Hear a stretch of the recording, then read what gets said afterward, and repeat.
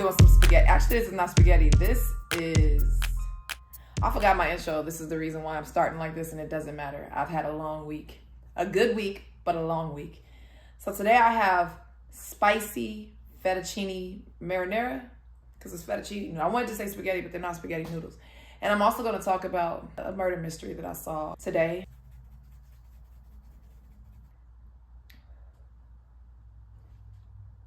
Oh, okay.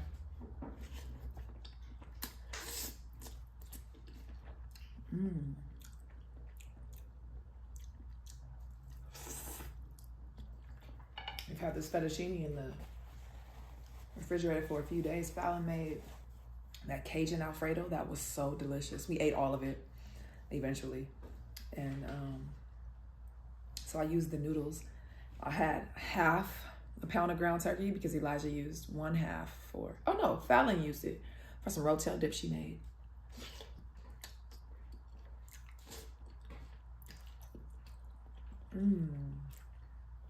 So we had friendsgiving at Jen's house. You guys know Jen. Yesterday. Actually, let me start the week with Friday.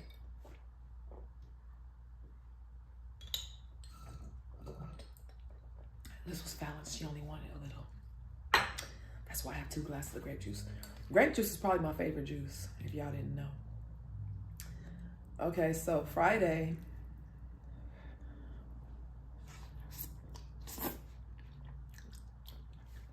I already told you guys, but Fallon's friend had a 20s birthday party. I'm going to show you guys our pictures right here and right here. We look fly. We look good. We get it from our mamas. Okay, so anyway, I was a 70s or 20s gangster, and Fallon was a flapper, I think they're called. She looked really beautiful. It was her friend's, I believe 40th, I'm not sure. And the girl's mom was there who looked our age.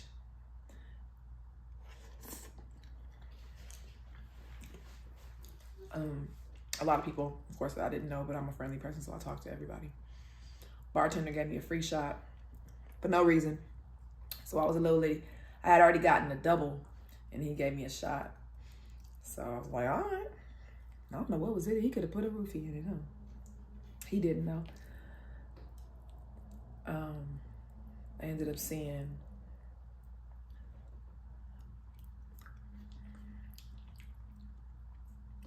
one of my, you call it ex-in-law, I guess, little cousin, the youngest one. She was there with her girlfriend. She knows Fallon's friend. Go figure.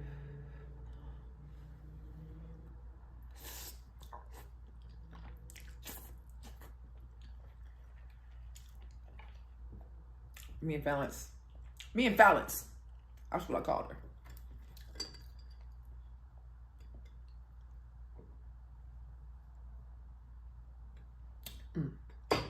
We danced all night.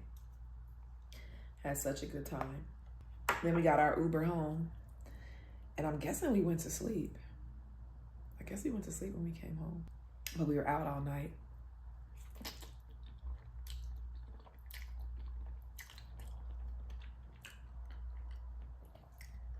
So I think we get to bed at 2 or 3.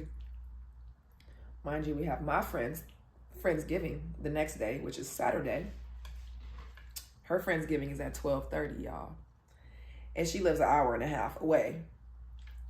And I have to cook. So Fallon and I both cooked or made something.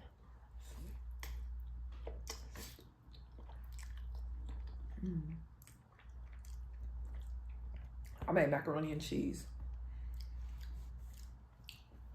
And Fallon made rotel dip. So we brought a lot of cheese. We brought a lot of constipation to the party. Hey, Jen. There were. So me and Fallon ended up leaving here at almost 1. We got there at 2:30, which was great. We were the second or third people that came, or fourth. There were 2 couples before us and a person. So we met them. One of the girls I had never met before, but I had met everybody else. Played a couple games. Played that game for the girls. Played that game. We drank a little. Did we even drink? Oh, me and Fallon didn't. Yeah, me and Fallon didn't drink because we had drank the night before. Had a good time. Ate food. And then, look, after we left Jen's house,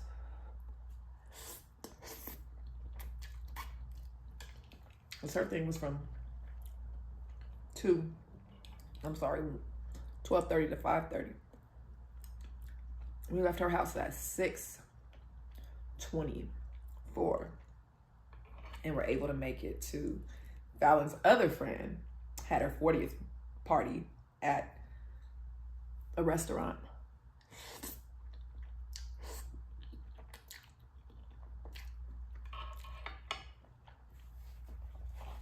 So we made it there on time. I think we got there a little bit before them, but there was another couple there also.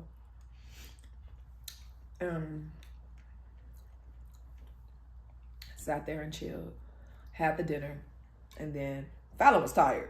I was too, but since we were at dinner and I didn't really have a lot of, when you're at, spaghetti always getting everywhere. When you're at dinner, you're far apart from people. So I wanted to go to the little bar that they were going to afterwards. So we ended up going to a little bar and staying for not very long, an hour, maybe 2.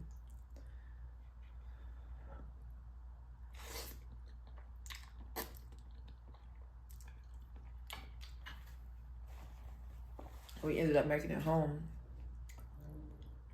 is that how we make it home?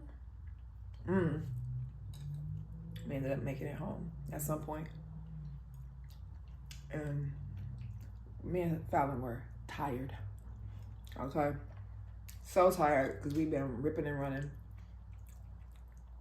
This morning, I edited that Fashion Nova video she did. I'm trying with the editing. I'm gonna tell you guys this. I probably don't have time to tell you guys the story. Maybe I do. But I want an editor, you guys. And I'm looking for, like my mukbangs, I'm gonna edit these myself for the most part. But for me and Fallon's channel, and for any vlogs that I start to do on my Just Tasha P channel, I really want someone to edit our videos and to have our humor in mind. You know, I want you to be kind of humorous. But if you guys know anybody that edits, would like to edit, and as you know, as our channel grows, so will your income.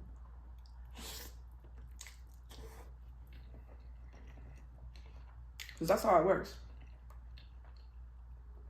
Good editing, good thumbnails, and good content helps your channel. You have to have all of it.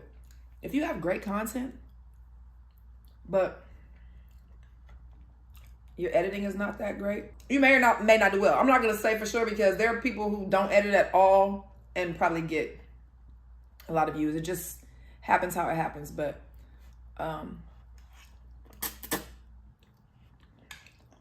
for me, I feel like we have to have our videos edited.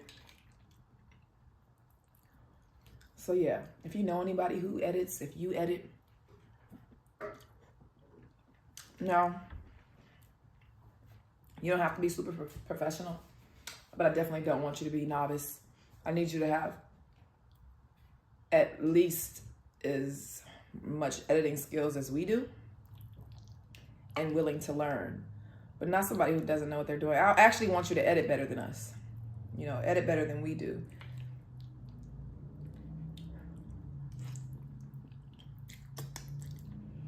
And this position is open immediately.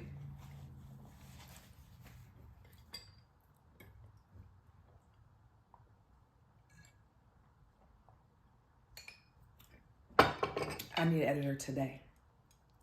The more editing, the more time we have to not edit, equals more time to actually film content and think about content and live life. I spent the last, 7, 8 years or whatever, however long I've been on YouTube of my life, like doing the videos. And then, well, I didn't edit then. Like last night when I edited or this morning when I edited the Fashion Nova, it took me like 2 hours. No, only a 20-minute video. And I didn't even do a whole lot. All I did was add some numbers for the rating and the sound, and it still took me 2 hours. So I think I'm exaggerating. It probably took me about an hour, but still, that hour I could have been dreaming up an idea for another video or watching a murder mystery that I could write down for you guys. But anyway, the point is, I spent the last several years of my life doing videos like nonstop, doing videos every day, working every day, pretty much 7 days a week, and didn't really have a lot of life or a lot of fun. And I think that I regretted it and got angry, and so got like a negative idea of YouTube. But YouTube is it's not negative. You know, you have to set boundaries for yourself or limits. And my limit is the editing thing. I didn't have that opportunity to have an editor before, but now I do have the opportunity to have an editor.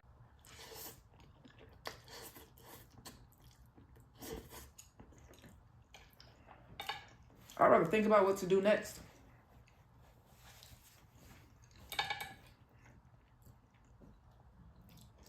So, yeah, that's what we're doing.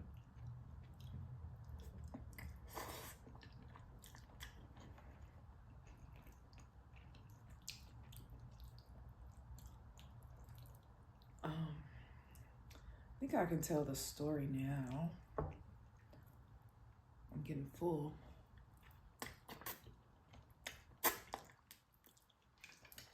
All right, so this series is called Homicide for the Holidays. The title of this episode was called Death in Santa Claus. So there's a town in Georgia named Santa Claus where all the streets are named after the holiday. There was a street called Holly. I think there was a street called December.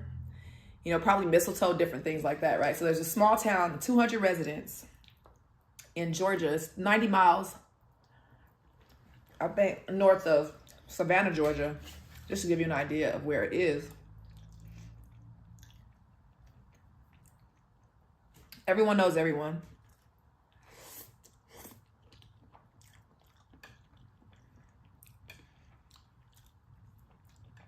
So, yeah, small town. There's this guy, Danny, who's the local mail carrier that knows everyone, of course, and everyone knows him. He's a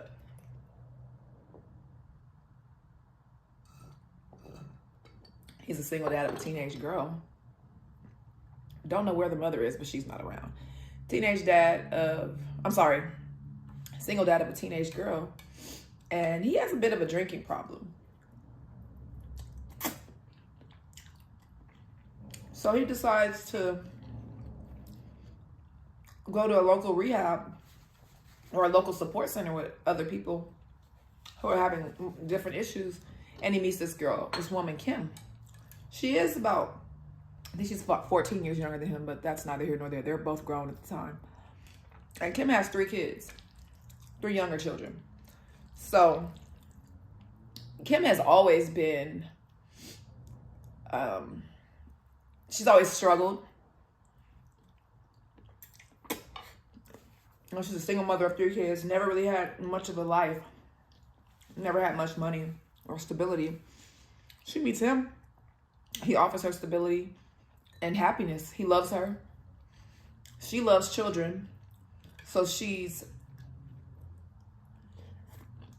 asked him, you know, can we foster some kids? I want to foster children. He's like, absolutely, anything you want, sweetheart.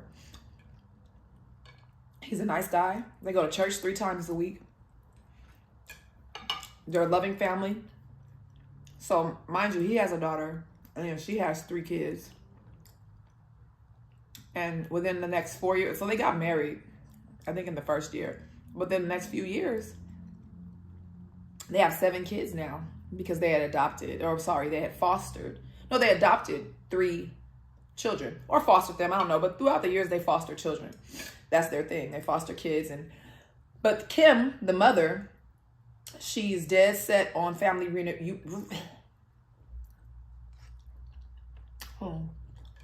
family reunification, which is reuniting the children with their parents. That's what foster care really is supposed to be, where the parents go get whatever issues they may have fixed, whether it's counseling or anger management, whatever. And then they're allowed to get their children back. So she always sets the house up nice and welcomes the parents and gives them dessert and all this food or whatever, and has the kids talk to their parents to try to reunify them. I'm just trying to give you guys an example of how these people are. They're really like the Brady Bunch. They're a sweet family. Everybody in the community loves them. No complaints about them.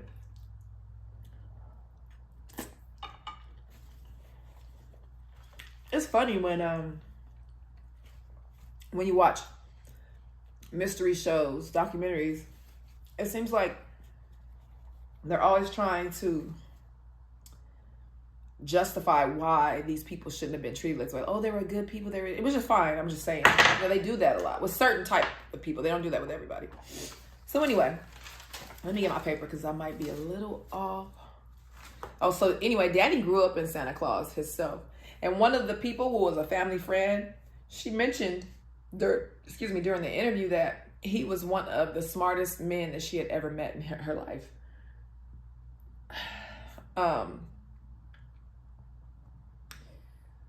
By 97, they have 3 foster children. I already said that. The family was so festive and excited about the holidays. Kim would start prepping for Christmas in February. Christmas was her favorite holiday. She never really had a Christmas until she met Danny. Her parents didn't have money or they were abusive. It was something about her parents. That's 2 different things, not having money and being abusive. So let me get it right. Her family life was not good. And neither was her adult, life. So she finally had a chance to do all the things that she wanted to do for the holidays.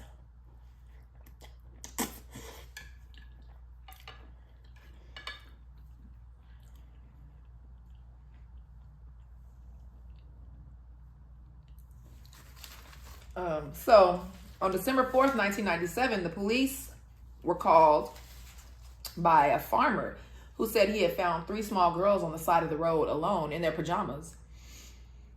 And they were pretty far away from home. They were in the next county over. I think it was an hour. They were in the county an hour away from their home. And this is in the middle of the night. So the officers asked them to do a welfare check at the house of the little girls. So the police in that county, which is, I don't remember what the county was, but anyway, it's an hour away. The officer goes to the house. He approaches the house, with his lights and his sirens on, he said he was expecting for the parents to come out anxious that they found their daughters or whatever. They didn't know what the issue was, why those girls were out there. So, I'm a mess. So, when he gets to the house, he just finds the front door open and it's dark inside and quiet. He said he pushes the door open, announces entrance, and he enters the home. On the first inspection, he hears the house alarm. He hears the alarm clock, like music playing from the alarm clock, and he hears a baby crying.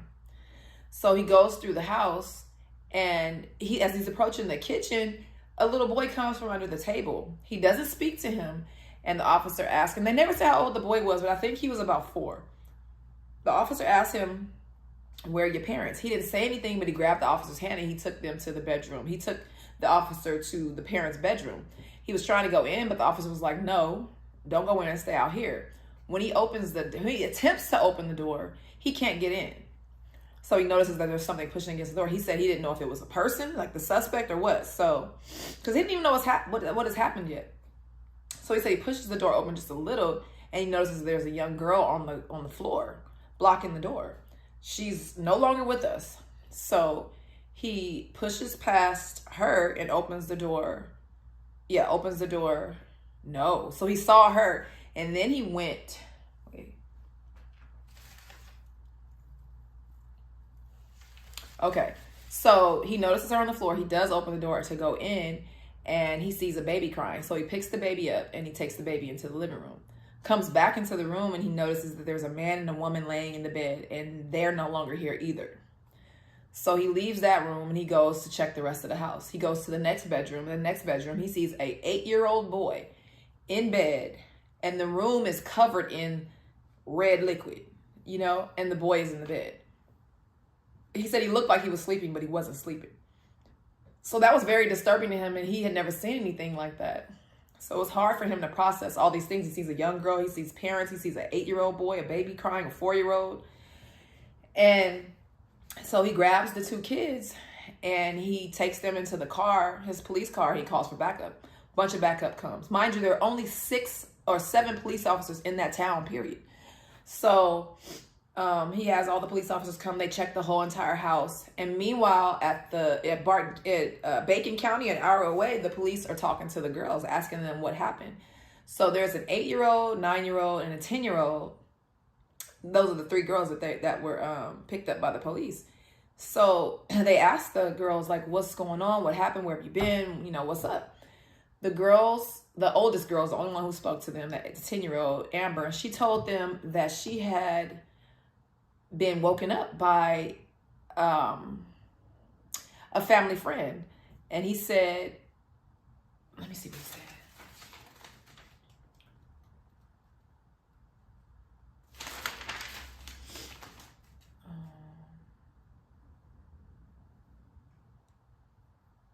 Oh, and one thing that the little 10-year-old girl said, she said she could tell, because as an adult, she was doing the interview with the documentary. She said that she could tell that the police hadn't like experienced this before. She said she could tell by the looks on their faces that they were so like sad and confused and didn't know what to do. You know, like I said, this is a small town, 200 residents, so they probably never dealt with anything like this before, or very rarely deal with, and this is a new deputy, so I know he had never dealt with any of this before.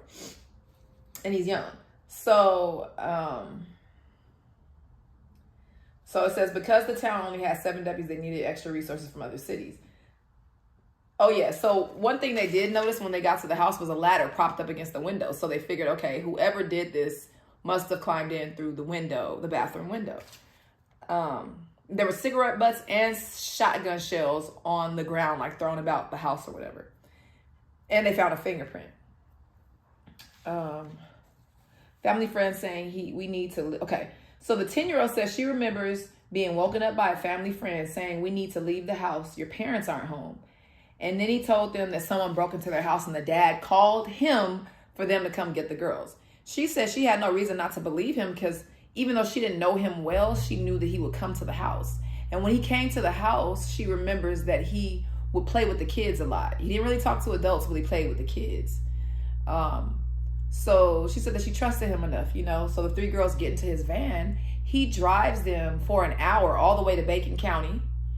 And he tells the oldest girl to, I don't want to go too far into it, but he does to the oldest one. He tells the oldest one that if she doesn't comply, that he will do something with her little sister. So she did. That was done. And then he left them there and told them that he will be back in 5 minutes. He left them there and said, oh, I got to go talk to this old lady. And the old lady is not going to, she doesn't like kids. So I'll come back and pick you up in 5 minutes. So she said as soon as he left, they just ran. And then that's when they were found by the farmers. So, and she tells them that his name is Scott. That's all that she knows. His name is Scott. So back in where the incident happened, they're at the house. And they, hold on.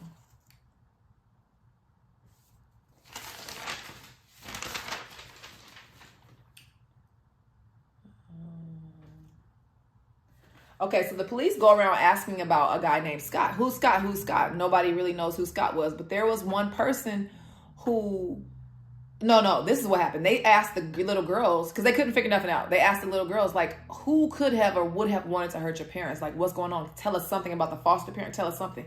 So the girl, the oldest one, did remember. She said that 2 years prior, and I'm so glad that she remembered this. She said that 2 years prior, there was a foster kid that they had whose mom would come over for family reunification. But she would sometimes bring her oldest son, Jeremy, with her, who was 18 or 19 at the time. He had a crush on their teenage daughter. He always tried to talk to the little girl. The little girl was not interested. She told him, I can't date. I'm too young to date. My parents won't let me date. So that was that. But he had a crush on her, an intense crush on her. Every time he came over, he would let her know and he would try to talk to her. So the parents noticed it and was like, hey, I don't like this. I don't want him. I don't feel like he should come over here. He needs to chill. So he came over to their house when the dad was gone to work. Kim, the mom, calls him while he's at work and says, hey, Jeremy came over here.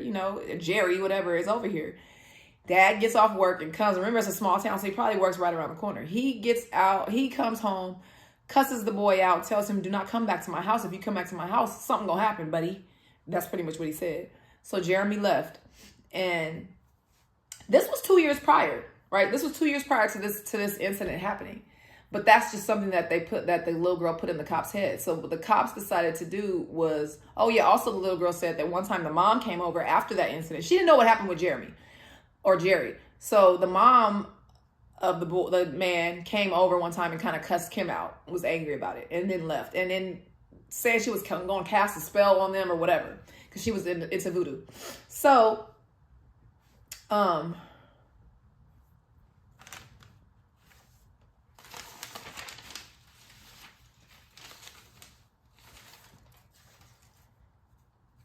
okay, so what they did was they found out.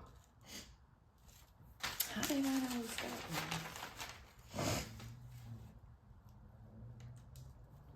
Okay, so now they want to start investigating the son. They go to the mom's house and they talk to her or whatever, and she's like, I don't know what's going on, ain't nothing happening, whatever. They look into Scott and find out that first of all, they didn't know his name was Scott. They didn't know the boy that was coming over was Scott. So what they did was investigate the boy, Jeremy. So they looked up Jeremy and found out that his middle name was Scott. Scott, if I didn't tell you guys before, is the name that the little girl gave them of the guy who did what he did to her. So now they've linked Scott and Jerry as one person. They understand that this guy is the same guy.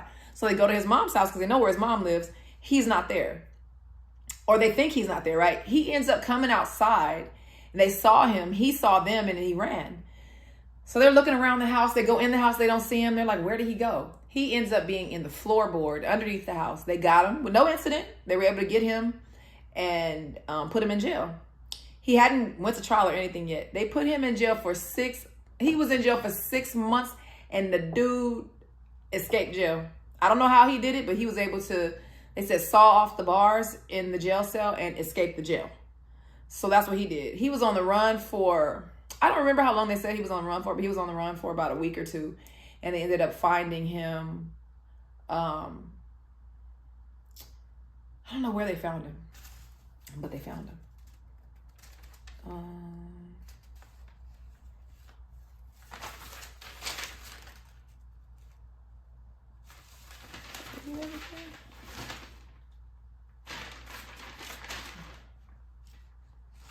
Oh, I did. That's everything. That's basically everything, y'all. I guess I told you guys the whole story. So they ended up finding him, putting him back in jail, and sentencing him to not be here anymore, which I think was a great idea. He got rid. It was a quadruple, you know what? Everybody was innocent, and he was just completely insane and evil. And I'm glad that I don't know where he is now, but y'all should go check. His name was Jeremy Scott something, but the name of the story is Death in Santa Claus, so y'all can look that up. That's it, you guys. I love you guys. And yes, I did say on my other channel that I will be starting a mystery about missing African-American children, women, and I will be doing that soon. Just give me some time.